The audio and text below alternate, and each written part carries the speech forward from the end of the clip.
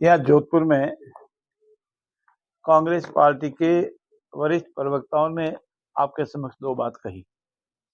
एक ये कहा कि जो महात्मा गांधी नरेगा था उसका नाम बदल करके गलत काम किया, लेकिन इस बात का उन्होंने उत्तर नहीं दिया होगा कि उसको और सरल बनाने, प्रभावी बनाने, कार्य दिवस और बढ़ाने, जो मानदेय या मजदूरी जो मिलती है उसको बढ़ाने, किसान के हित में बीच में ब्रेक देने, इतने सारे जो उसमें अच्छे कार्य किए उसका कोई जवाब नहीं दिया होगा।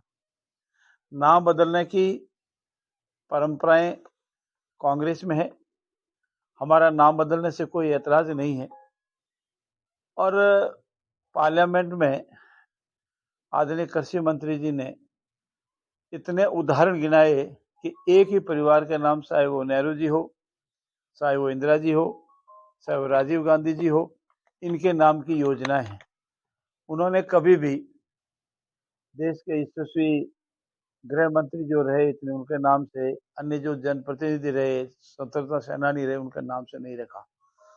हमारी आस्था महात्मा गांधी जी में कांग्रेस से भी ज्यादा है।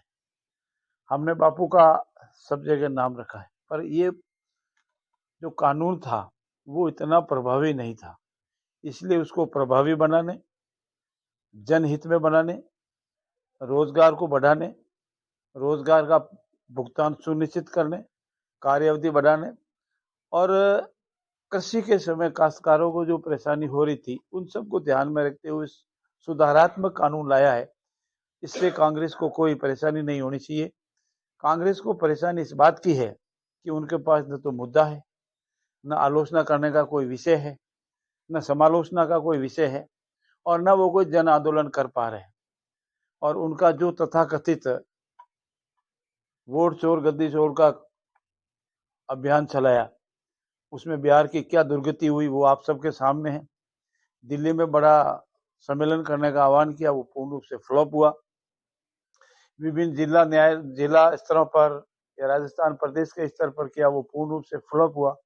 इसीलिए ये इनके इन प्रकार नकारात्मक भाव ढूंढने, अखबारों की सुर्खियों में रहने की वजह से ऐसे अनगलत बयान देते हैं, उसमें वास्तविकता कतई नहीं।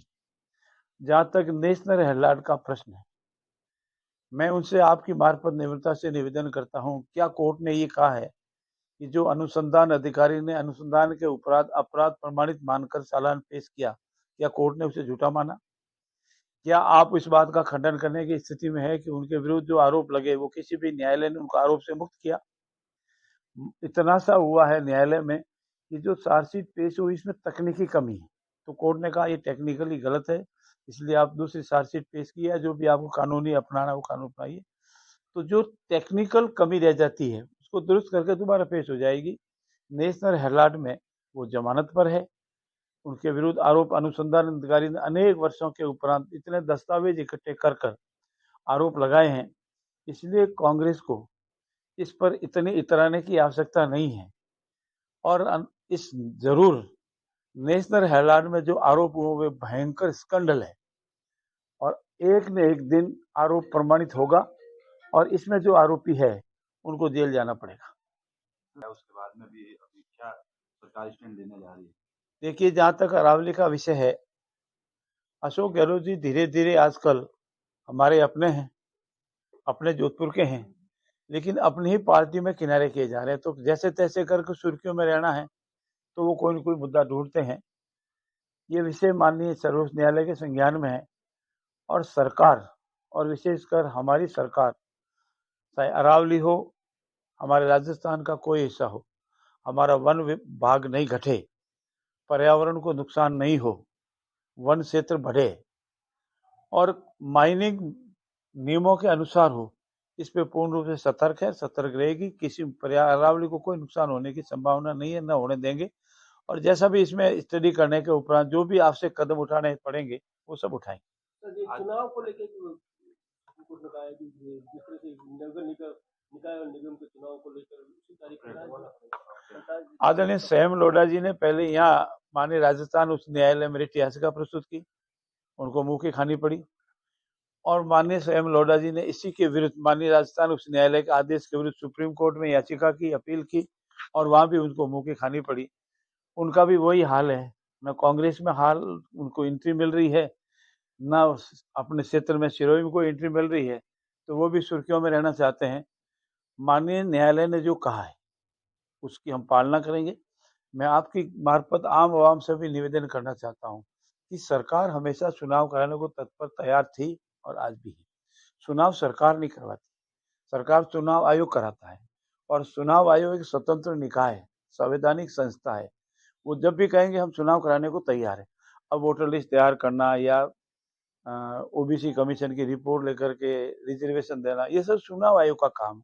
हमारी तरफ से पूरी तैयारी है। जब भी कहेगा चुनाव आयोग, जो व्यवस्था करनी है सरकार पूरी व्यवस्था करेगी, चुनाव कराने को तैयार। प्रदर्शन किया लोक अदालत का, इसको लेकर क्या कहेंगे? मेरा समाज से सभी वर्गों से अनुरोध है कि अपनी बात कहने का सबको अधिकार है, लेकिन मर्यादित, कानून व्यवस्था को हाथ में नहीं लेते हुए, और हम अपनी बात को लोकतांत्रिक तरीके से कह रहे हैं। हिंसक होने की किसी को भी आवश्यकता नहीं है, और हिंसा किसी की भी बर्दाश्त नहीं की जाएगी।